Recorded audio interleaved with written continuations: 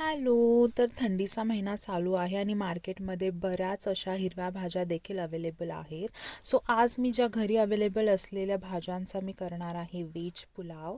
तर सगळ्यात आधी मी इथे थोडंसं तेल घेऊन त्यात मिरच्या ॲड केलेल्या आहेत. त्यामधून अशा फक्त चिरायच्यात आणि तेलामध्ये चांगलं परतून घ्यायचेत, म्हणजे थोडासा मिरचीचा फ्लेवर येतो. नंतर मी इथे जिरे, आपले खडे मसाले सगळे ॲड केलेले आहेत. स्वच्छ धुतलेल्या भाज्या याच्यामध्ये मी ॲड केलेल्या आहेत आणि इथे मी आलं, लसूण आणि मिरचीची पेस्ट देखील मी इथे 2 चमचे ॲड केलेली आहेत. नंतर मी इथे आपले बेसिक रूटीन मसालेसुद्धा ॲड केलेले आहेत. त्याच्यामध्ये मी 2 चमचे एवढे एव्हरेस्टचा बिर्याणी मसाला देखील ॲड केलेला आहे. हे सगळे मिक्सर चांगलं मिक्स करायचं आहे आणि त्यामध्ये नंतर मी 1 टोमॅटो देखील ॲड केलेला आहे. 5 मिनिट झाकण लावून ह्या भाज्या थोड्या वाफवून घ्यायच्यात. नंतर मी इथे कोलम राईस 2 ग्लास एवढं घेतलेलं आहे. तुम्ही इथे बासमती राईसचा देखील यूज करू शकता. तर चवीप्रमाणे इथे मी मीठ ॲड केलेलं आहे.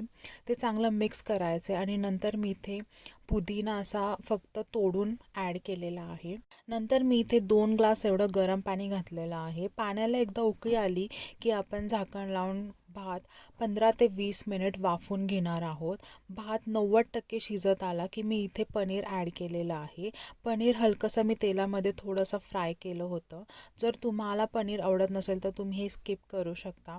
वरून मी छान कोथिंबीर आणि थोडासा पुदिना देखील ॲड केलेला आहे. हे चांगलं मिक्स करायचं आहे. तुम्ही बघू शकता अशा प्रकारे आपला भात रेडी आहे. तुम्ही हा भात पापड, लोणचं आणि सॅलडसोबत एन्जॉय करा. रेसिपी आवडली असेल तर या पेजला फॉलो आणि लाईक करायला विसरू नका. थँक्यू.